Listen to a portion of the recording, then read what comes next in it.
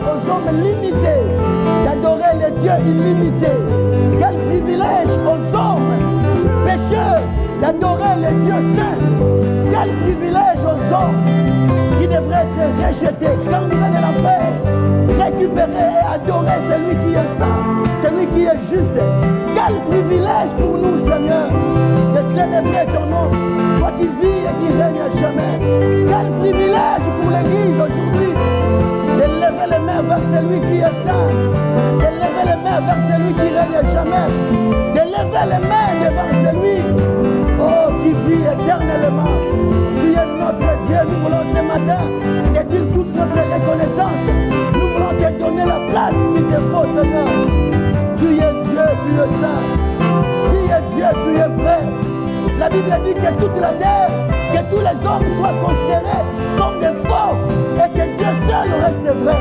Tu es le seul vrai. Nous tous, nous sommes des faux, mais tu es le seul vrai. Nous voulons te célébrer, nous voulons t'adorer, nous voulons t'élever, Jésus, assis sur le trône, le roi élevé au-dessus de tout, le roi immolé.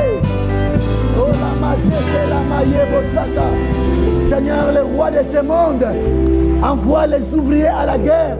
Ils restent dans leur canapé, à la maison, en train de t'attendre les résultats de la guerre. Mais tu es le seul roi qui nous envoie à la guerre et qui nous précède à la guerre. Tu es le seul roi qui monte la garde de ses serviteurs.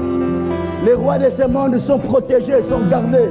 Mais toi, tu es le roi qui garde les serviteurs. Tu es différent, Seigneur. Tu es différent, Seigneur, de toutes les personnes de la terre et qui m'ont rencontré et qui m'ont dit je t'aime. Tu es le seul qui a dit vrai. Merci, Seigneur. Que l'Église te célèbre encore. Que l'Église te dise encore ce que tu es. Que l'Église t'acclame encore, Seigneur. Tu es notre Dieu. Béni sois-tu, Éternel, à jamais. Merci, Seigneur. Amen. Est-ce qu'on peut acclamer encore le roi des rois? Merci, Jésus. Est-ce qu'on peut ajouter des cris de joie? Gloire au Seigneur. Amen, amen, amen. Que le Seigneur vous bénisse. Non, je disais que le Seigneur vous bénisse. Franchement, merci mon frère.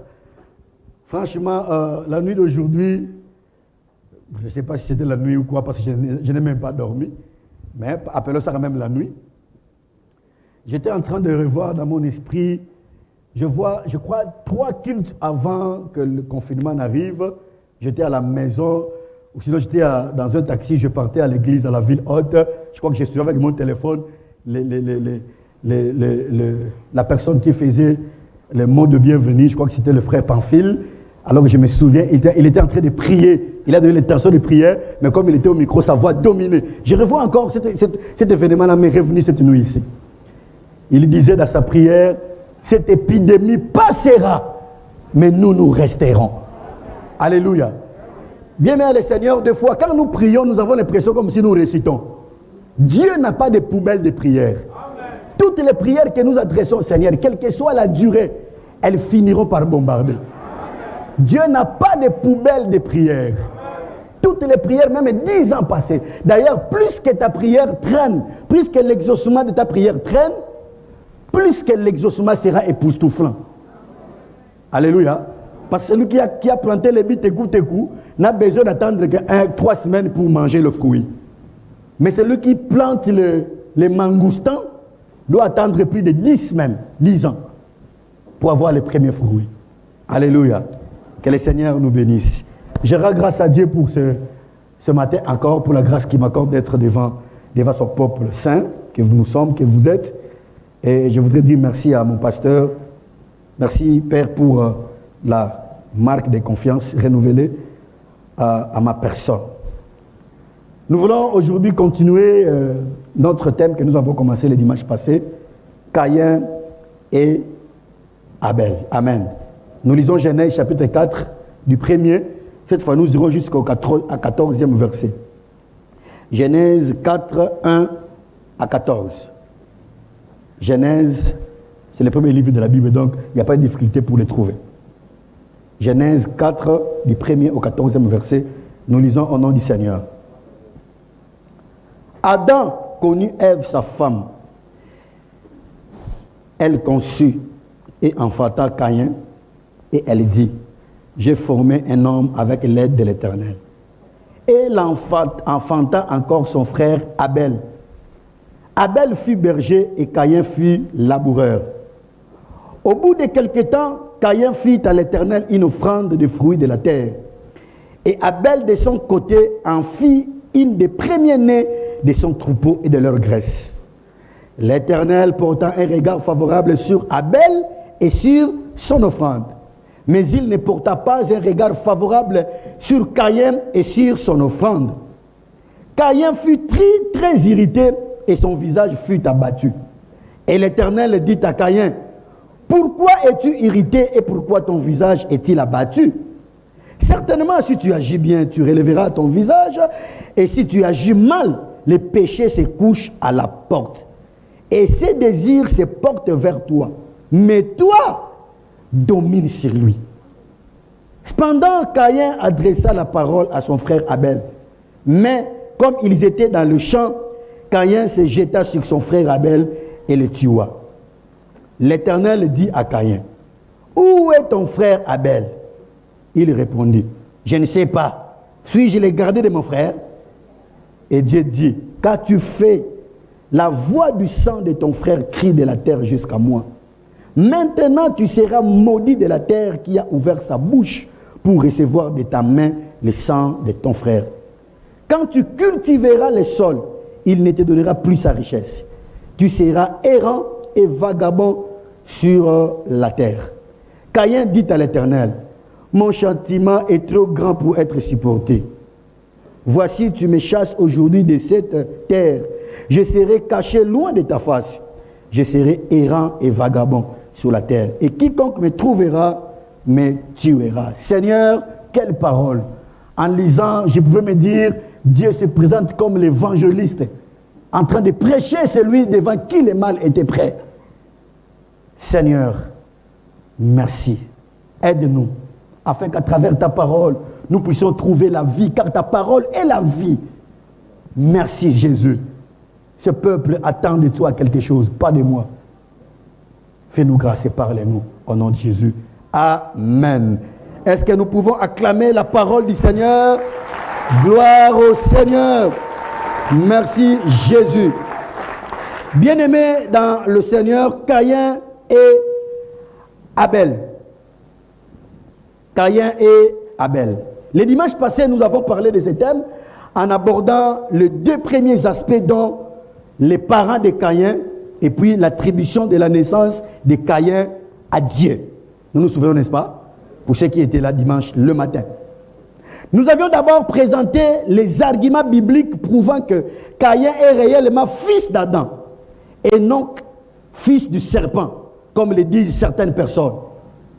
Également, nous avons dit que toutes ces théories, tous ces mensonges, toutes ces choses qui se disent autour du fait que Caïn serait le fils du serpent et que Adam et Ève auraient commis l'impudicité, tous ces mensonges sont arrivés jusqu'à aujourd'hui tout simplement parce que l'être humain dans sa nature, nous avons tendance à n'obéir qu'aux ordres. Ou sinon, nous avons tendance à obéir aux ordres lorsque nous voyons un danger imminent. Lorsque nous voyons un danger, une menace permanente, visible. C'est-à-dire qu'à chaque fois que Dieu nous dit, ne faites pas ceci. Lorsque l'homme ne voit pas directement un lion rugissant derrière, en train de rugir, l'homme a tendance à dire, il n'y a rien de grave, essayons. Est-ce que quelqu'un me comprend? C'est pourquoi les hommes ne croient pas que, comment se fait-il un fruit en le mangeant, Dieu n'est pas content. Les gens oublient que quand Dieu dit non, c'est non. Dieu n'interdit pas des choses pour nous intimider. Mais Dieu interdit ces choses parce que lui ne veut pas. On n'a pas besoin qu'on voie un danger direct avant d'obéir. Alléluia. On en a parlé le dimanche passé. Quant à l'attribution de la naissance de Caïn à Dieu, nous avons compris que Adam sinon Caïn, allais-je dire, fut présenté par sa mère comme venu au monde avec l'aide de Dieu, n'est-ce pas? J'ai formé un homme avec l'aide de l'Éternel. Là, c'est sa mère, Abel. Sa mère, Ève. Ah, c'est nom là, Caïn, Abel, Adam, Ève. Vous allez me comprendre. Merci. Abel, qui ne fut pas présenté, fut agréé avec son offrande. Abel, que la maman n'a pas présenté, dont la maman n'a pas fait des cris de joie en disant « Waouh, j'ai formé un nom avec l'Éternel ». Là, il n'y a pas eu de problème. Abel n'a pas discuté, mais son offrande fut agréée par le Seigneur. Mais c'est lui qu'on a présenté comme venu avec l'aide de l'Éternel. Il va faire une offrande, l'Éternel refuse et l'homme et son offrande. Quel contraste! Nous avons dit le dimanche passé, nous aimons les présentations, nous aimons les titres, nous voulons qu'on dise de nous, l'homme de Dieu, Motonangouya, Yesokateyo, Bongoli Souka. Tout ça c'est bien, frères, sœurs dans le Seigneur. Mais est-ce que mes actes sur le terrain confirment la présentation qu'on a faite de moi? Parce que ce qui est plus important, Abel nous a enseigné le dimanche passé, vaut mieux que les hommes ne me présentent pas, que je pose des actes qui me présenteront. Aujourd'hui, les gens veulent être toujours les premiers, au début. Les gens veulent qu'on parle d'eux. Les mabangas sont entrés même à l'église. Les gens veulent qu'on les jette pierre. Passez-moi le terme jette pierre. Babou Akeli Banga, à l'église, pendant les cultes, pendant que la chorale chante, Zambé, Mavembo, Wasalaka. Tu vois ce qu'on appelle, ce que moi j'appelle l'humilité orgueilleuse. Hein? Une humilité mais fausse. Frère, tu qui dit, c'est de l'orgueil en fait. Nous aimons tout ça, nous voulons qu'on dise, maintenant, nous voulons écouter la parole de Dieu, par l'homme de Dieu, l'homme à la langue brûlée, l'homme de fées, l'homme qui a parlé et le ciel s'est ouvert. Les prophètes archibishops représentant les gars, le 12e suppléant, Igor Mavembo. Ouais, il vient. Et puis on t'a présenté comme homme de feu. Tu parles, tu ne craches aucun feu. Sottise. Bien, mais le Seigneur, n'aimons pas les présentations. Posons des actes qui vont nous présenter. Alléluia. Et nous avons également dit que Caïn n'était pas né faux, n'était pas né démon. Caïn était né bien comme tout enfant pourrait naître. Mais Caïn a laissé corrompre son cœur par le mal. Autant Judas Iscariote, la Bible dit Jésus toute la nuit, avant de choisir les disciples, Jésus a passé toute la nuit à la prière. C'est ta prière et la mienne qui peuvent échouer, mais pas la prière de Jésus. Jésus n'a pas choisi un démon, il a choisi un disciple. Mais le disciple est devenu démon. On peut te présenter comme ceci, mais vise ta présentation. Alléluia. Des aspects étaient restés. C'était le regard privilégié de Dieu. Et puis, rappelez-moi. Ah, bon tricher. Discipline pédagogique. Abordons d'abord l'aspect du regard privilégié de Dieu. Parlant du regard privilégié de Dieu, nous allons nous souvenir que nous avions commencé déjà à frôler ces aspects le dimanche passé. Mais également, les études bibliques de dimanche, de mercredi, pardon, pour ceux qui étaient aux études bibliques, nous avons été suffisamment éclairés sur ces points. Le verset 3e jusqu'au verset 5e, je voudrais revenir là-bas. Au bout de quelque temps, Caïn fit à l'Éternel une offrande des fruits de la terre. Et Abel, de son côté, en fit une des premiers-nés de son troupeau et de leur graisse. L'Éternel porta un regard favorable sur Abel et puis sur son offrande.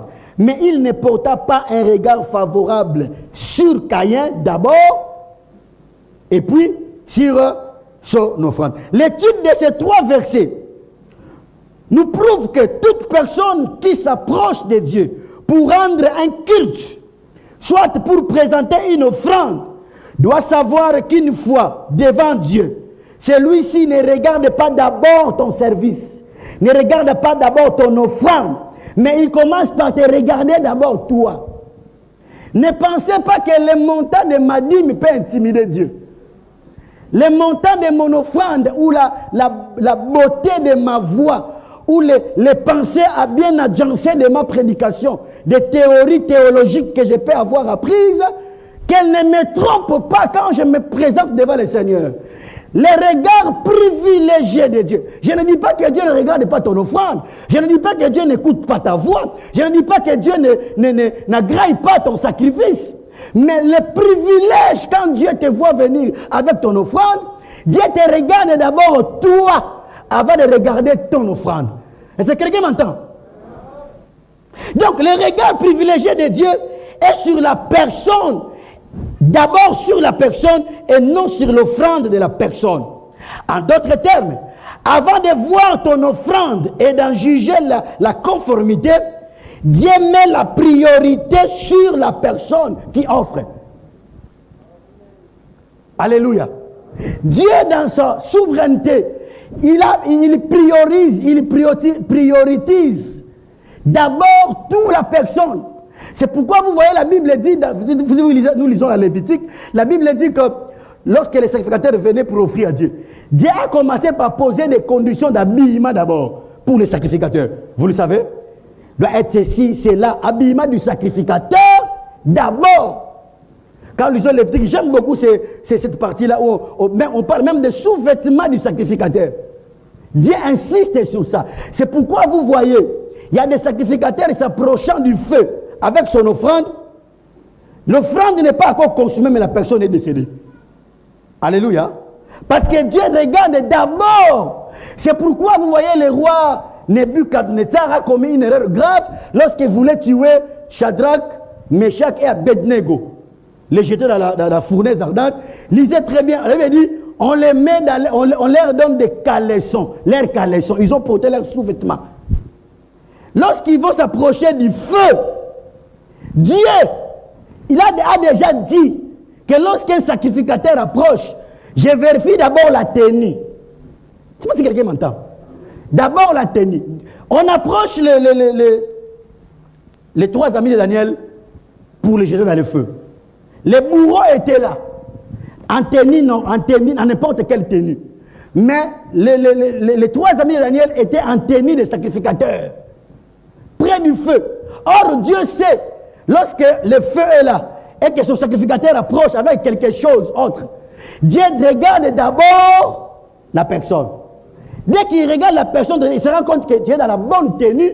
Dieu dit, ok, le feu ne te brûlera pas. Dieu maintenant va regarder qu'est-ce qui est à côté du sacrificateur, à côté du feu. C'est ça qui sera brûlé. C'est pourquoi vous voyez la Bible dit, les bourreaux ont été brûlés. Mais Shadrach, Meshach et Abednego n'ont pas été brûlés. Et je ne sais pas si quelqu'un me comprend. C'est-à-dire que les gens qu'on jette dans le feu, dedans, ne sont pas brûlés. Ils sont calmes. Montre quoi il m'a dit. Mais les bourreaux qui ont jeté sont brûlés. Pourquoi vous vous êtes approchés du feu avec les sacrificateurs? C'est pourquoi quand tu veux accuser un homme de Dieu, sois sûr qu'il n'est pas dans la tenue que Dieu lui a donnée spirituellement. Si tu accuses un homme de Dieu qui est dans la tenue que Dieu lui a donnée, tu t'approches du feu pour le brûler, toi-même tu seras brûlé. Alléluia. Ne nous trompons pas donc et ne retombons pas sous les coups des saints satisfaits. Les saints satisfaits sont des hommes qui croient d'abord à eux-mêmes, qui croient d'abord à ce qu'ils ont, au lieu de croire à ce qu'ils sont. Est-ce que quelqu'un me comprend? Avant de croire à ce qu'ils... Que dire? Ce sont des gens qui croient à ce qu'ils ont. C'est-à-dire que, dans quelle église? Je pars au culte, j'ai mon offrande, j'ai ma dîme de $500, j'ai mon offrande de $20 que je vais faire à l'Éternel aujourd'hui. C'est bien, Dieu n'est pas contre ton offrande. Mais dès que tu arrives, tu peux mettre ton offrande là-bas. L'offrande est à l'église. Nous prions, c'est saint. Ça sert à l'œuvre de l'Éternel. Mais toi, Dieu ne t'agrée pas. C'est pourquoi dans la Bible, il y a des versets du genre, en ces jours-là, plusieurs me diront, n'avons-nous pas prophétisé? N'avons-nous pas parlé en langue? La Bible ne va pas tout citer, mais pas ajouter beaucoup de choses. N'avons-nous pas offert? N'avons-nous pas prêché? N'avons-nous pas chanté? Dieu va dire quoi? Éloignez-vous de moi, vous qui commettez l'iniquité. Est-ce que vous connaissez ce que c'est l'iniquité? Dans le péché, l'iniquité prend la place des péchés que l'on commet volontairement. Je sais que c'est mauvais, mais je fais quand même. Les Kinois appellent ça l'Isumuanko. L'iniquité. Éloignez-vous de moi, vous qui commettiez l'iniquité. Et ce qui est grave, la Bible dit que plusieurs diront, n'avons-nous pas imposé les mains aux malades, les malades même étaient guéris. Waouh! Quelqu'un qui avait guéri les malades, quelqu'un qui avait prophétisé. Mais Dieu ne l'a pas agréé. Je voudrais lire ce texte ici qui m'a beaucoup édifié. Psaume 51, 16 à 19. Psaume 51, 16 à 19. Est-ce qu'on peut trouver et lire ensemble? Alléluia.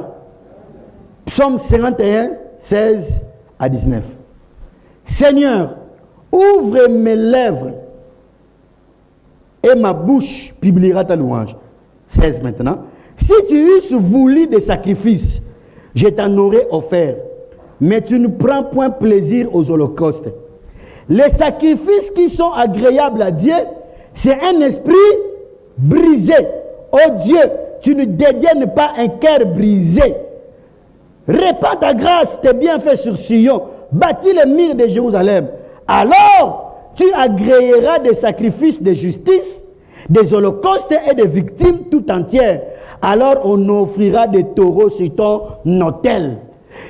Dieu, le sacrifice qui plaît à Dieu, c'est d'abord un cœur brisé, un cœur préparé, un cœur prêt à servir le Seigneur, un cœur repenti, un cœur qui reconnaît que je ne suis pas capable. Seigneur, même quand je te sers, je tremble. Un cœur brisé et contrit dans notre verset. C'est le sacrifice que Dieu agrée. Quand tu viens avec ton offrande, quand tu viens avec ton service, Dieu commence par regarder d'abord les services. Non, pas d'abord toi la personne. Que chacun de nous se batte afin de sauver son âme. C'est dangereux après avoir passé tout son temps à l'église. Après avoir prêché, après avoir jeûné, présent le dimanche, mercredi, vendredi, au département présent, les gens peuvent te présenter avec acclamation. C'est un bon frère, il est toujours présent, il est là, en tout cas lui, fidèle au dîme, c'est bien. Les hommes voient l'extérieur, mais Dieu voit l'intérieur. Alléluia. Dieu voit l'intérieur. Que sert-il à un homme de présenter de grosses offrandes? Que sert-il à un homme de prêcher, les gens acclament? Que sert-il à un homme de chanter, les hommes sont dans la joie, alors que cet homme est éloigné de l'Éternel, au-delà de lui? Quelle perte, frère, ça dans le Seigneur? Quelle perte! Loin de moi l'idée de négliger la valeur de nos dîmes et de nos offrandes, ou de nos services. Mais les privilèges de Dieu, c'est d'abord toi. Parce qu'il y a des gens qui pensent que je vais intimider Dieu. Je vous dis, vrai frère, le Seigneur, il y a des gens qui pensent qu'ils peuvent intimider Dieu. Il vient avec quelque chose, ou bien pendant qu'il danse au culte. C'est pas mauvais de danser pour Dieu, c'est pas mauvais. Mais il y a des gens qui intimident. Pendant qu'il danse, toute l'église est mobilisée pour voir que celui-là est en train de danser. Pendant que tu danses là, est-ce que ton cœur aussi danse? C'est pourquoi je lisais un livre d'un Coréen qui a écrit, il a dit, il y a deux sortes de louanges d'adoration à l'église. Il y a première louange, nous chantons, les démons fuient. Deuxième louange, nous dansons, les démons dansent aussi. Quelqu'un m'a compris? Tu loues, mais il y a aussi des louanges, tu chantes, tu loues, les démons dansent avec toi. Parce que tu chantes bien, mais tu ne dégages rien. Alléluia. Ne dis jamais que mon argent suffit. Je suis prédicateur, ça suffit. Moi, je sers Dieu, on me connaît, le pasteur me connaît. D'ailleurs, je suis autour du pasteur, le pasteur me connaît. C'est pas mauvais. Mais si tu vis mal, tu peux tromper le pasteur, tu peux tromper le responsable, tu peux tromper tout le monde, tu peux tromper n'importe qui. Mais deux personnes, sinon trois personnes que tu ne sauras pas te tromper. Un, toi-même. Deux, le diable. Trois, Dieu. Alléluia. C'est pourquoi les démons ont répondu au fils de Séva en disant, nous connaissons Paul et nous connaissons Jésus. Mais toi, qui es-tu? Alléluia. Tout vrai enfant de Dieu doit déranger le monde des ténèbres. De sorte que le monde des ténèbres te donne un nom. Même si ce nom-là n'était pas révélé. Mais le monde des ténèbres doit avoir un nom. C'est pourquoi Gédéon a été appelé Jérubal. Qui signifie que Baal se venge lui-même. Il a détruit Baal. Les gens veulent parler, son père dit, mais qu'est-ce qu'il y a? Vous voulez prendre place de Baal? Laissez Baal se défendre lui-même s'il est Dieu. On l'appellera Jéroboam. Jéroboam veut dire, ce nom-là, c'est comme une malédiction. Il s'est promené avec l'imprécation de ces gens-là. Baal va te venger un jour. Baal, Gédéon a marché avec les noms que le monde des ténèbres lui a donnés. Quel est le nom avec lequel les démons peuvent t'appeler? Je ne te dis pas d'aller demander, Dieu Seigneur, quel est le nom des démons m'ont donné. Ce n'est pas ce que je te demande. Tu peux ne pas le savoir, mais tu peux savoir que tu déranges le monde des ténèbres. C'est pourquoi vous voyez, il y a des gens qui te disent, toi je ne t'aime pas, tu ne lui as rien fait. Vous n'avez jamais parlé. Jamais parlé. Mais il te dit que je ne l'aime pas. Mon frère, quand quelqu'un ne t'aime pas, tu fournis les efforts. Laisse à toi, tu n'es pas Dieu. Il y a des gens qui, heureusement que Dieu est bon, que le chemin du salut ne passe pas par le visage des gens. Sinon, nous autres, on n'est pas être sauvés. Parce qu'il y a des gens pour, je vous dis frère, c'est pour rien. On peut l'amener au tribunal, les juges les plus intelligents vont le questionner. Tu n'aimes pas pourquoi? Il n'aura même pas d'argument. Il dira que mais qu'est-ce qu'il fait qu'on il y a des choses qui se passent dans le spirituel qui les dérangent. Alléluia. Très important, frère et le Seigneur. C'est pourquoi je suis contre les pratiques de venir s'aimer. Vous faites s'aimer les gens qui vivent dans le péché. C'est comme si on achèterait la grâce de Dieu. C'est comme si on achèterait les miracles. C'est comme si on achèterait les mariages. Bien-aimés dans le Seigneur, détrompez-vous. On peut donner l'argent. Mais si je ne suis pas agréable par Dieu, je ne serai pas agréé. Mon argent ne remplacera pas la sainteté. Mon argent ne remplacera pas la prière. Mon argent ne remplacera pas la crainte de Dieu. Je dois craindre Dieu et j'amène mon argent à Dieu. Que l'église de l'Éternel m'entende et ceux qui nous suivent à la télévision, sur YouTube m'entendent. Beaucoup de gens pensent qu'ils vont corrompre Dieu. Au ciel, il n'y aura pas de corruption. Pas de corruption au ciel. Tu n'as pas bien vécu sur la terre. Tu as vécu sans Jésus. À la porte du ciel, pas d'accès. Et personne n'amènera les millions de l'autre côté. Pour dire que Seigneur n'a comme la porte à l'Olanzambe, au lobby Nini. C'est pourquoi, d'ici, ça c'est moi qui dis, je pense, Dieu ne doit pas mettre les Congolais à la porte du ciel. Parce que les Congolais risquent de détruire même le ciel. Non, les Congolais qui iront au ciel sont des Congolais transformés, sauvés par Jésus. Ceux qui sont dans la corruption, s'ils ne se répandent pas, ils n'iront pas au ciel. Amen. Que tu le veuilles ou pas, tu vis dans la corruption, sans te convertir, tu meurs ou Jésus-Christ revient, tu n'entreras pas au ciel. Donnez-moi tous les mots que vous voulez, mais j'ai raconté quelqu'un qui m'a dit, toi, je crois que c'était vendredi, pendant que je venais au culte, je pense. Quelqu'un m'a dit dans le taxi, voilà, je me souviens. Toi, frère, toi tu es de là-bas, je dis oui. Toi, tu commences à suivre ton pasteur, hein? Tu parles comme votre pasteur. Attends, je lui ai dit, papa, il y a des gens qui sont incondamnables. Oui, je vous dis, vrai frère, peut-être qu'il me suit, il m'entend. Que Dieu me garde de rester fidèle à lui, je ne serai pas condamnable. Je ne mourrai pas avant d'avoir accompli ma mission. Tu ne mourras pas avant d'avoir accompli ta mission. Je ne suis pas intimidé par moi, mais j'ai suivi le Dieu de moi qui est vrai. Et je me suis rendu compte qu'en faisant comme lui, Dieu l'a béni, il me bénira aussi. Non, il m'a déjà béni. Oui, parce que j'ai déjà dit, je me bénirai, c'est comme ça béni. Je suis béni. Parler à la bonne, c'est être béni. Hein? Oui, parce que la bénédiction commence à l'intérieur. Et elle sortira.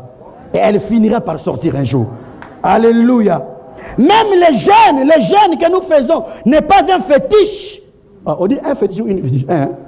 J'ai bien parlé. Les jeûnes n'est pas un fétiche.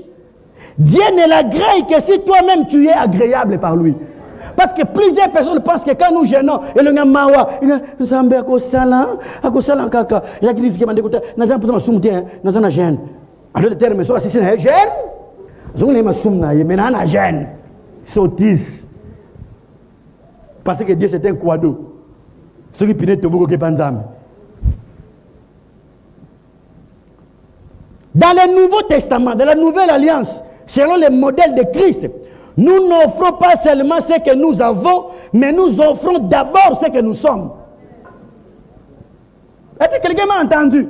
Nous n'offrons pas seulement ce que nous avons, mais nous offrons d'abord ce que nous sommes nous-mêmes. C'est pourquoi l'apôtre Paul va dire dans Romains 12, aux Romains, il va dire, je vous en supplie par les compassions de Jésus-Christ à offrir vos corps comme un sacrifice vivant, sain et agréable. C'est-à-dire que toi-même, tu dois être un sacrifice déjà.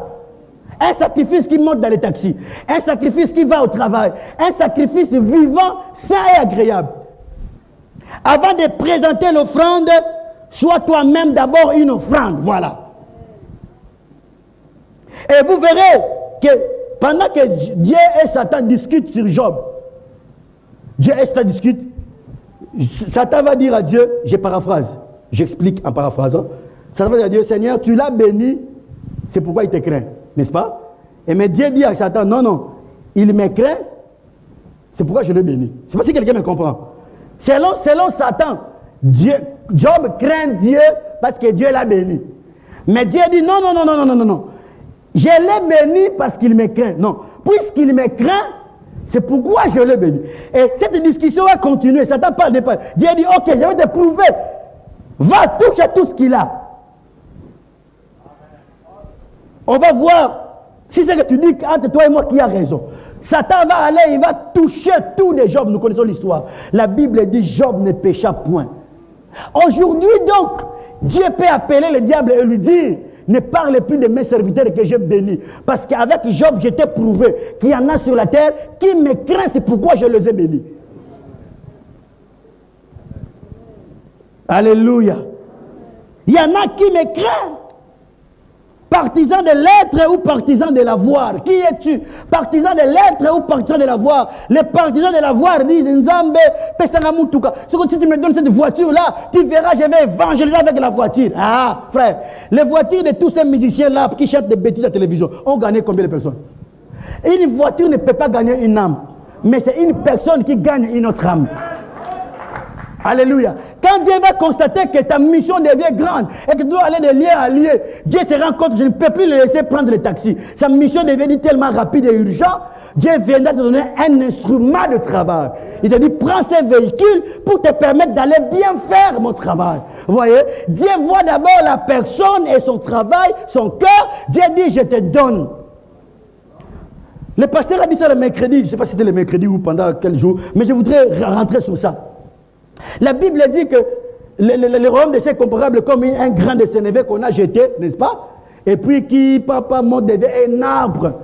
Mais au début, c'était les grains de sénévé, les commentateurs congolais et africains nous expliquent en disant, considérons ça comme les grains de sésame. Vous voyez, sésame, hein? Ou anguilla. Tout petit comme ça, tu peux mettre ça même ici au bout des doigts. Tu peux mettre avec ça, personne ne le voit. Mais là, ça peut devenir un arbre. C'est là où les enfants des doigts, beaucoup de gens veulent commencer grand. Adam n'a pas réussi sa mission parce qu'il n'est pas né. Il est venu sur la terre grand. Vous le savez, vous?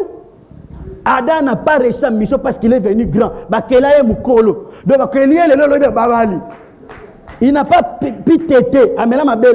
Mais Jésus, le second Adam qui est venu, il a dit non, si je viens comme Adam, déchirant les seuls descendants, je risque que les gens ne me comprennent pas. Alors, je vais naître, my God. C'est-à-dire que Adam était l'homme à l'image de Dieu, mais Jésus était Dieu à l'image de l'homme. Ah, my God. Je ne sais pas si quelqu'un me comprend. L'homme à l'image de Dieu est venu, il a échoué. Alors, Dieu à l'image de l'homme est venu. C'est lui qui est Dieu, qui devrait venir grand directement. Accepter de naître d'abord. Jésus n'a pas grandi. 3 ans, rien. Il a grandi comme tout enfant normalement. Il a grandi, il dit, en sagesse, en stature, devant Dieu et devant les hommes. Donc les hommes pouvaient regarder Jésus dire, mon enfant normalement. Et Dieu aussi au ciel veut regarder Jésus dire, mon fils grandit normalement.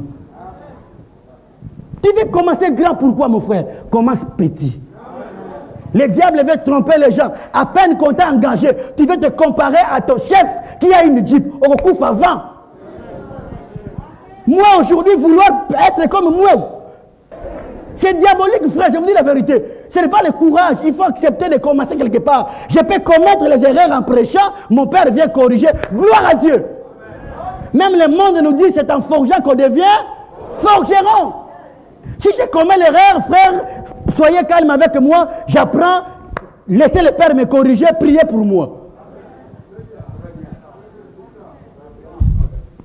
Ceci étant, nous comprenons que l'offrande d'Abel a été agréée à cause d'Abel lui-même.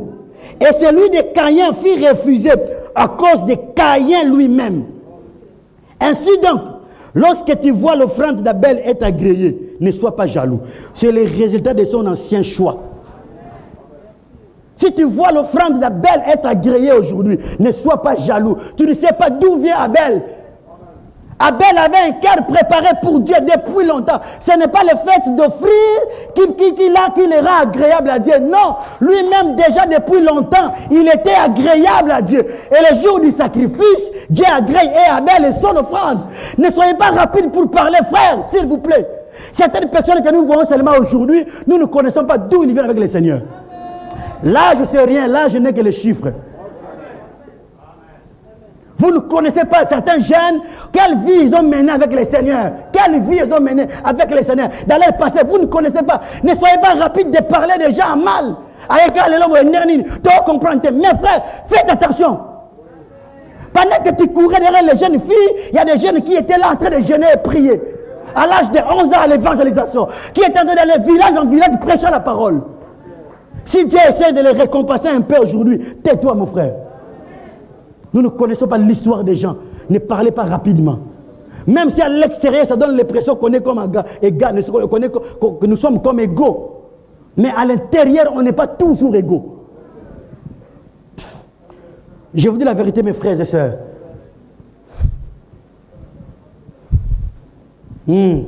C'est ça. Alléluia. Je vais terminer par la discipline pédagogique.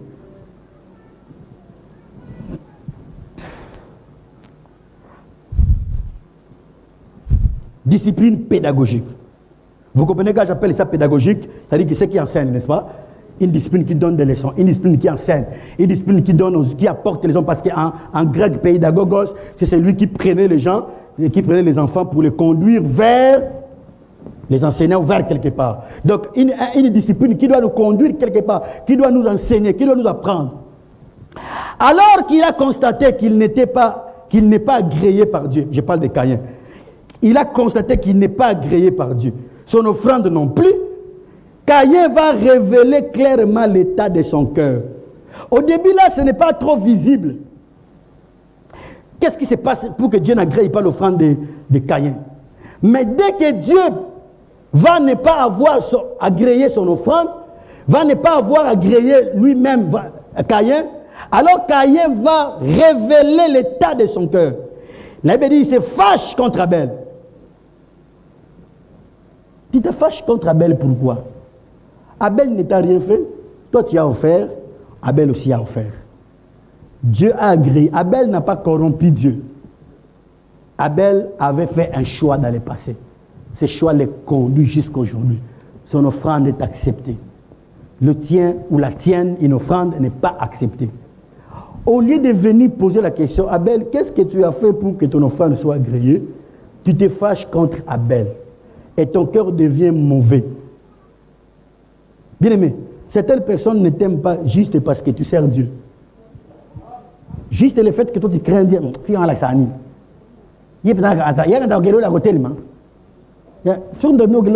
oui, parce que l'enlèvement, nous serons debout. Non, quel est l'hôtel? Oui, il y a sota, il y a sota qui peut nous montrer les boulots. Si nous avons les boulots, sauter d'accord d'inda kufa, on a sota.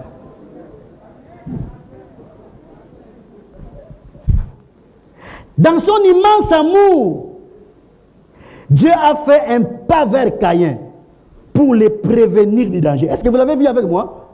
Dieu, par son amour, il a fait un pas vers Caïn. Il dit à Caïn, dans son amour, à partir du verset 6e, là où nous avons lu, laissez-moi rentrer là-bas s'il vous plaît, Genèse 4, à partir du verset 6e, et l'Éternel dit à Caïn, pourquoi es-tu irrité et pourquoi ton visage est-il abattu? Certainement, si tu agis bien, tu relèveras ton visage. Et si tu agis mal, le péché se couche à la porte. Et les désirs se portent vers toi. Et ces désirs se portent vers toi. Mais toi, domine sur lui. Regardez, il y a une phrase qui me fait du bien. Dieu dit ceci. Si tu agis bien, tu relèveras ton visage. Donc, même quand Dieu n'avait pas agréé l'offrande de Caïn, Dieu avait offert à Caïn la possibilité, c'est pas si quelqu'un me comprend, la possibilité de revenir et dire, Seigneur, pardonne-moi, je ne savais pas, je reviens à toi, afin que ma prochaine offrande soit agréée. Dieu lui donne une possibilité. Si tu agis bien, tu relèveras la tête. Certainement, si tu agis bien, tu relèveras ton visage. Et si tu agis mal, le péché se couche à la porte et ses désirs se portent vers toi. Mais toi, domine sur lui. Et le verset qui suit, c'est pendant Caïn adressait la parole à son frère. Même pas à Dieu, impoli. Caïn, c'était vraiment le père de tous les impolis de la terre. Donc Dieu lui parle. Dès que Dieu lui parle, lui, il adresse la parole à Abel. Et puis ils sont au champ, il va tuer. J'ouvre une parenthèse. J'ai toujours senti, je n'ai pas d'argument biblique pour vous prouver ça jusque-là, je n'en ai pas. Mais j'ai toujours senti dans mon cœur que, même quand le diable, quand il était Lucifer, quand il était cet ange-là, certainement avant de se compromettre, Dieu l'avait approché. La Bible ne le dit pas, peut-être je n'ai jamais trouvé ça dans la Bible. Mais chaque fois que je pense ou je prie, je sens au-delà de moi. Un jour, Dieu me donnera l'argument, gloire à Dieu. Je n'ai pas d'argument aujourd'hui pour vous prouver ça. Mais j'ai toujours senti comme si Dieu, dans son amour, il avait approché Lucifer, lui dire, petit, viens. Je sens qu'en toi quelque chose de mal commence à... Certainement, si tu agis bien, tu relèveras la tête. C'est moi qui réfléchis comme ça. Certainement, dans son amour, Dieu avait approché. Parce que Dieu ne punit pas sans prévenir. Vous le savez. Dieu ne peut pas punir sans prévenir. Dans la plupart des cas, quand vous voyez quelqu'un, Dieu l'expose. C'est que Dieu a prévenu. Mais, il ne veut pas écouter. Il s'entête. Et Dieu le livre. Vous voyez? Et donc, Dieu se présente comme un évangéliste. Il voit le mal dans quelqu'un. Dieu s'approche. Dieu vient parler. Dieu prêche. Si tu agis bien, tu relèveras la tête. Mais Caïn tue quand même son frère Abel. Alors Dieu, même quand Caïn tue Abel, suivez-moi très bien, Dieu ne l'a pas directement puni. Je ne sais pas si quelqu'un me comprend. Dieu est revenu. Il lui dit, l'Éternel dit à Caïn, où est ton frère Abel? Cette fois-ci, il lui répondit. Mais quand Dieu lui parle, il ne répond pas. Mais là, il va répondre. Il répondit, je ne sais pas. Enfin, je pense qu'il avait fait comme ça. Je ne sais pas. Suis-je le gardien de mon frère? Il a tué son frère. J'ai compris que c'est ça qu'on appelle à Kikongo Mbassa. Vous connaissez Mbassa? Donc, une reprise. Donc, Caïn, c'était vraiment un impoli. Pas Kalunga, Penza. Lui, Dieu lui dit, où est ton frère? Dieu est souverain. Le fait que Dieu s'approche de Caïn pour lui dire, où est ton frère? C'était une manière de lui présenter l'opportunité de se repentir. De dire, Seigneur, j'ai tué mon frère, j'ai mal fait, pardonne-moi. Parce que Dieu est omniscient. Dieu voyait, Dieu connaissait. Quand on te pose la question, où es-tu? C'est que Dieu veut que tu comprennes dans quel état tu es pour que tu répares rapidement. Dieu dit à Caïn, où est ton frère? Caïn donne une reprise à Dieu. Suis-je le gardien de mon frère? Alors Dieu a épuisé toutes les voies de recours. Je ne sais pas si quelqu'un me comprend. Dieu a épuisé les voies, l'appel et pour les pourvoir en cassation. Épuisé. Alors Dieu dit, maintenant, tu seras maudit de la terre qui a ouvert sa bouche pour recevoir de ta main le sang de toi. La terre qui était déjà maudite à l'époque de leur père, elle est doublement maudite pour Caïn. Quand tu cultiveras le sol, il ne donnera pas sa richesse.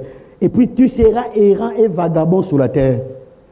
Caïn dit à l'Éternel, voilà quel moment maintenant il va venir. Mon châtiment est trop grand, parce que ton péché aussi est trop grand. Mon châtiment est trop grand pour être supporté. Voici, tu me chasses au jour de cette terre. Je serai caché loin de ta face. Je serai errant et vagabond sur la terre. Quiconque me trouvera me tuera. Même là, pas de confession. Quel genre de personne tu es, mon frère Caïn? Et Dieu dit, si quelqu'un tuait Caïn, Caïn serait vengé 7 fois. Ça, on n'a pas dit ça, verset 15. L'Éternel mit un signe sur Caïn pour que quiconque le trouverait ne le tuât point. Caïn était perdu, son âme est perdue. ceux qui iront en enfer, je ne sais pas s'ils auront même le temps de se reconnaître, parce qu'il y a la douleur là-bas. Ils trouveront Caïn en enfer. Bien aimé le Seigneur, je parle d'une discipline pédagogique. Quelle punition sévère! Nous sommes au début, le monde est au début. Ce sont les premiers enfants, les 2 premiers enfants de la terre qui sont nés, du premier couple. Quelle discipline sévère!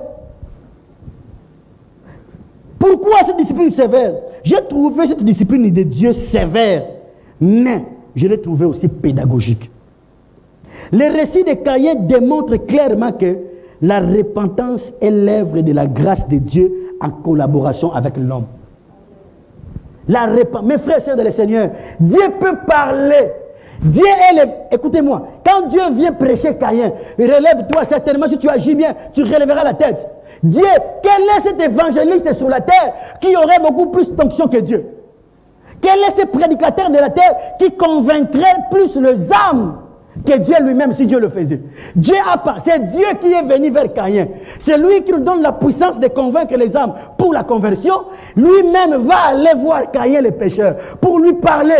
Mais Caïn ne s'est pas repenti. Vous devez comprendre, frères, que chacun de nous doit veiller sur son âme. Ce n'est pas du théâtre sur la terre, nous sommes venus en guerre. Ce n'est pas du théâtre, la terre n'est pas un lieu de blaguer. Tu persistes dans ton péché va te tuer. Il y a des gens qui ont vraiment des mauvais cœurs. On les prêche en français, boy, on prêche en anglais, on prêche en Congo. Kazole les villes la die lako. Ne riez pas, frères et le Seigneur, c'est sérieux. Nous, tel que nous sommes là, combien de fois n'avons-nous pas commis des choses que nous venons reconfesser à Dieu, que nous recommettons, que nous reconfessons, que nous recommettons, que nous reconfessons à Dieu?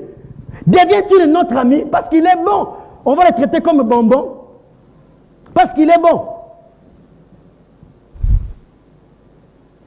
La repentance est l'œuvre de la grâce de Dieu. Oui, mais en collaboration avec l'homme. Dieu, le plus grand évangéliste, n'a pas pu s'imposer pour convaincre Lucifer à abandonner la voie du mal. Il n'a pas pu s'imposer pour convaincre Caïn pour abandonner le mal. Ce n'est pas que Dieu n'est pas puissant, mais c'est que Caïn a endurci son cœur. Il a voulu persister dans son mal. C'est pourquoi même les gens qui iront en enfer par l'amour de Dieu. Parce qu'un pécheur non converti sera mal à l'aise au ciel. Vaut mieux qu'il s'en aille en enfer. Donc même quand Dieu va envoyer les pécheurs en enfer, ça sera par amour. Dieu te regarde, dans cet état, je t'amène au ciel. Parce que même parmi les chrétiens qui iront au ciel, la Bible dit, l'apôtre Paul va dire, il dit, j'ai posé un fondement solide que chacun de vous sache comment bâtir dessus. D'autres vont bâtir en or, d'autres en foin, d'autres en terre. Oh là, Apocalypse il dit, les yeux de Jésus brillent comme le feu. Si toi ta couronne est bâtie en paille, vas-tu t'approcher de Jésus? Ça va se brûler. Il y a des gens au ciel, Dieu est à ma campagne, lui il est là-bas en télé, mais il est quand même au ciel. Je vous dis vrai frère, si même ceux qui vont entrer au ciel, il y en a qui seront loin de Dieu. Bon, quand je dis comprenez-moi loin de Dieu, comprenez. Il y en a ceux qui seront éloignés de la personne de Jésus.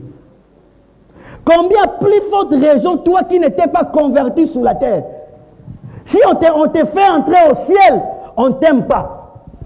On te fera beaucoup plus de mal.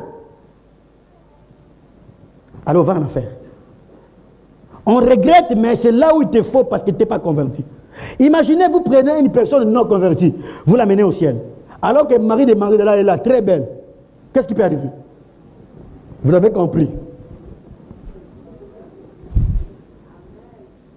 Avec pitié et amertume, je vous dis que tout le monde ne sera pas sauvé.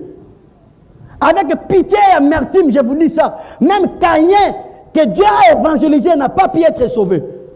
Plusieurs personnes se retrouveront en enfer, non pas parce que Dieu serait impuissant, ou bien l'œuvre de la croix serait incomplète, mais par leur propre endurcissement de cœur. Ils vont se retrouver en enfer. Caïn se présente vraiment comme le type de Judas, comme les Judas Iscariotes. Des gens déterminés à faire du mal. Tu vois, quelqu'un comme Judas, quand je lis, je vois ces gens qui en parlent comme ça. Jésus dit, parmi vous, quelqu'un de vous va me trahir. Les disciples sont dans la panique. Mais c'est qui, Seigneur? Est-ce moi? Est-ce lui? Et la Bible dit, Jésus dit, c'est lui à qui je donnerai le pain trempé. Jésus prend aussi le pain, il trempe, il donne à Judas. Attends, yo. Même un gars vraiment, moi là, c'est moi qui dois trahir Jésus. Jésus me démasque, c'est lui qui donne le pain trempé. Jésus aussi trempe le pain, il donne à Judas. Mais c'était une occasion pour dire, Seigneur, sauve-moi. Caïn déterminé à faire le mal. Judas déterminé que vous me révélez mon péché ou pas, je m'en fous. Je vais trahir quand même Jésus. Des gens comme ça, on prêche. Des fois des prédicateurs de voix sèches. Des prédicateurs ont des difficultés pour préparer le message. Toute la nuit, on vous parle. Tu sens même que ça, c'est moi, c'est de moi qu'on parle. Au lieu même de te repentir, tu vas chercher les fétiches et la magie pour attaquer les prédicateurs. C'est comme si les prédicateurs ne t'aiment pas.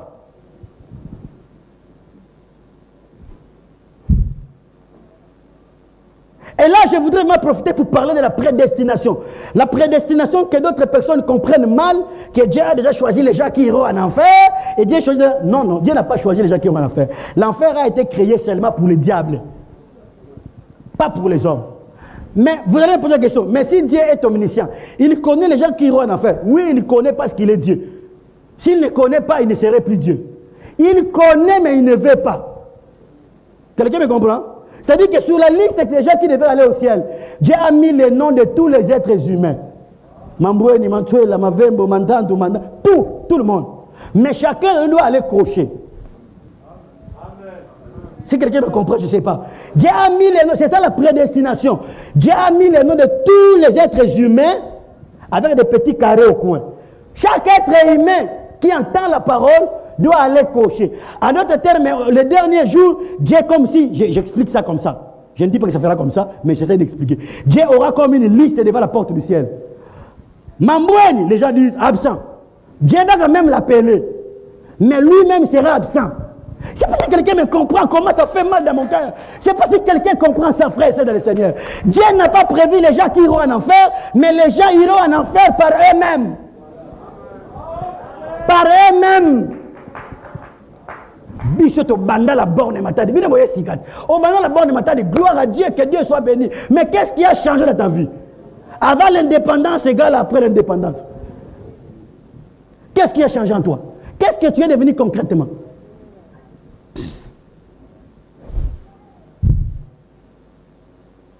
Au début, il n'y avait pas de meurtre. Au début, quand Dieu parlait à Caïn, il n'y avait pas de meurtre. Il n'y avait qu'un petit péché qui couchait à la porte de Caïn. Mais notez ceci. Les hommes disent petit poisson deviendra grand pourvu que Dieu lui prête. Hein?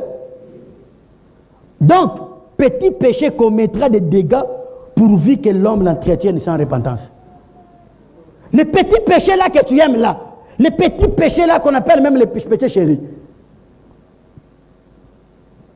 peut causer des dégâts. Les mauvais cœurs qui envient les autres, c'est le même cœur qui tuera les autres demain.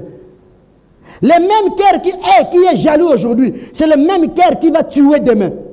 Le même cœur qui avorte aujourd'hui, c'est le même cœur qui provoquera des guerres demain. Oui, nous critiquons les politiciens. Vraiment, depuis qu'il est au pouvoir, nous voyons ceci, nous voyons cela. Depuis qu'il est au pouvoir, il a tué beaucoup de gens. Oui, et toi-même, tu n'es pas encore au pouvoir. Mais tu as déjà voté 15 fois. Tu n'es pas la même personne que ceux qui provoquent des guerres à l'Est. Hein? Tu n'es pas égal à celui qui a tué des milliers à l'Est. Toi qui as voté 20 fois. Et puis il y a des gens qui sont méchants. Donc la fille d'autrui, tu l'as fait avorter 20 fois. Toi aussi, la fille d'autrui, tu acceptes de te faire avorter 20 fois. Donc vous deux, vous êtes mauvais 20 fois. 20 fois mauvais. Frère, que chacun de nous se batte chaque jour pour garder son cœur près du Seigneur. Venir à l'église, c'est bien. Faire les offrandes, c'est bien. Prêcher, c'est bien. Mais cela ne suffit pas. Ma vie doit être mise sous les chandeliers de Dieu. Être brûlée, transformée. C'est pourquoi j'aime toujours dire qu'il y a des conversions de 1900 et des conversions d'aujourd'hui. Des fois, il y a de quoi douter de certaines conversions. Il y a des moments où quelqu'un s'est converti. Vous sentez, même son père à la maison, moi, on a changé. Mais aujourd'hui, je suis donc,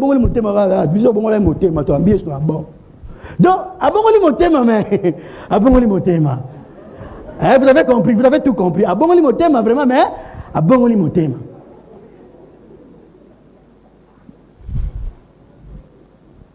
En quoi cette discipline sévère est encore pédagogique?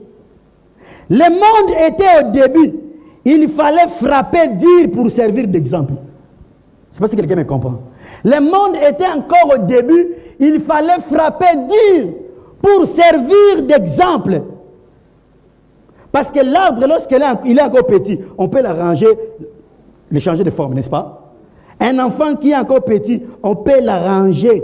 Vous savez, moi, votre frère, j'ai dit ça à ma honte. J'ai discuté il y a quelques mois passé avec ma fille qui était en 3e maternelle. Moi, je disais, on va colorer. Ma fille dit, papa, on dit colorier. J'ai dit, non, on dit colorer. Papa, colorier. Non, colorer, colorer. Je me suis fâché, je dis, petit, non, licencié. À la 2e maternelle. On va colorer.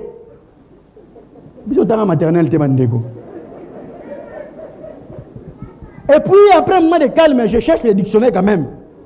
Quand je regarde, le verbe colorer n'existe pas en français. C'est le verbe colorier. Waouh! Je suis rentré vers ma fille, je dis, Épinès, ça va? Ça va? Oh papa, qu'est-ce qu'il y a? Non, tu peux me pardonner, tu avais raison. On dit colorier. Je ne sais pas si quelqu'un me comprend. Même si je parle ici, vous allez vous rendre compte que je ne saurais pas dire colorier. Parce que ma langue, depuis l'enfance, a été habituée par dire colorer. Quand on est petit, on peut arranger. Dieu se rend compte que le monde est au début. Si je laisse ce genre de mal continuer, ça va se multiplier. Alors, je vais frapper dur, Caïn, pour que tout le reste prenne la leçon. Quand l'église est au début, c'est le moment de faire la discipline sévère. Quand les enfants sont encore au berceau, c'est le moment de les éduquer sévèrement. Quand on est au début, c'est le moment de bien éduquer. Votre frère, je vous dis la vérité, frère, on a grandi comme ça dans je ne sais pas comment je vais dire ça, comme ça, vous avez compris. Vous parlez français à la maison. Il y a des termes que mes enfants prononcent en français, moi pour le prononcer j'ai du mal. Papa, c'est dégueulasse. Elle est dégueulasse, c'est qui? Je ne connaissais pas ça, frère. On a grandi comme ça, si aujourd'hui on peut se lever devant vous, essayez de s'efforcer par parler français. Parce qu'à un moment, notre papa devait prendre le fouet pour dire va à l'école. Est-ce que quelqu'un me comprend? Papa dit papa, je ne connais pas. Même na Kingo, quelle école. Mais aujourd'hui, je peux dire Seigneur, cet homme est déjà mort, mais qu'il soit béni. Parce qu'il me. Si je n'étais pas parti à l'école, frère et sœur, la papa et les mamans, tous les deux sont là. Tes frères aussi, ils parlent bien, mais son français là. Alléluia. Depuis que Lucifer a été discipliné, tous les anges sont calmes et obéissants, vous le savez. Même Gabriel a dit, discipline. Michael est puissant, c'est lui qui avait jeté Lucifer. Mais là, il n'essaye pas de créer les désordres. Parce que discipline, celui qui est discipliné n'est pas fortement méchant. Parce que nous, quand quelqu'un nous bloque, quand quelqu'un est sévère, on le trouve méchant. Dieu est sévère, mais Dieu n'est pas méchant. Des fois, la meilleure manière de dissuader les prochains contrevenants, les prochains contrefacteurs, c'est la discipline sévère. Par manque de discipline pédagogique, nos pays africains sont tombés trop bas. Des criminels relâchés, des innocents incarcérés. Des élèves et étudiants qui n'ont pas réussi mais qui passent les classes. Des églises qui sont tombées trop bas. Des serviteurs de Dieu, Melchisedec, ni père ni généalogie. Personne pour les contrôler. Il prend 5 femmes à l'église, par manque de discipline pédagogique. À la borne, tu fais ça, même si tu parles, le fait sort. Au Kitanase, au Vanda. Mais nous connaissons. Aujourd'hui, il commet toutes les bêtises nommées et innommées du monde. Qui va les punir? Melchisedec, ni père ni généalogie. Tout ça parce qu'au début, il n'y avait pas de discipline pédagogique.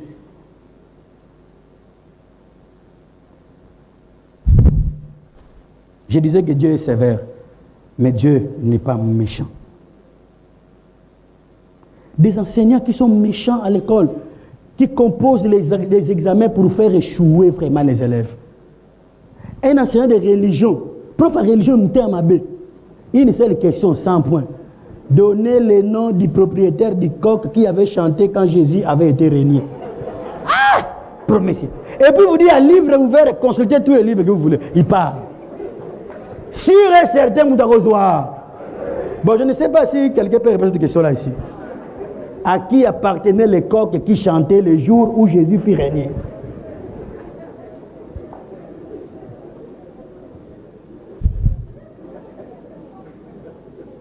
Alléluia. Je vais terminer par dire ceci. L'histoire a retenu que Abel n'a jamais eu d'enfant. Ça, j'ai écrit ça avec larmes. L'histoire a retenu qu'Abel n'a jamais eu d'enfant, ne s'est jamais marié. Il n'a jamais joui du fruit de son travail. Parce que la Bible parle de ce qu'il avait présenté, c'était les prémices, n'est-ce pas? C'était son premier fruit. Il a fait les prémices à Dieu. Il ne s'est jamais marié, il n'a jamais eu d'enfant. Il n'a jamais joui de tout ce qu'il avait fait comme travail. Non pas parce qu'Abel avait tué ou avait volé, seulement parce que son obéissance à Dieu n'a pas plu à son frère de mauvais cœur. Voulez-vous que Messieurs comme Caïn reste impuni vraiment? Frère, à chaque fois que vous voyez un homme devant vous être une bénédiction pour vous, certes, il y a la grâce de Dieu, mais aussi, il y a des prix à payer jusqu'à la menace de sa vie. Il y a des prix qui menacent même ça. Je suis très sérieux quand je parle comme ça.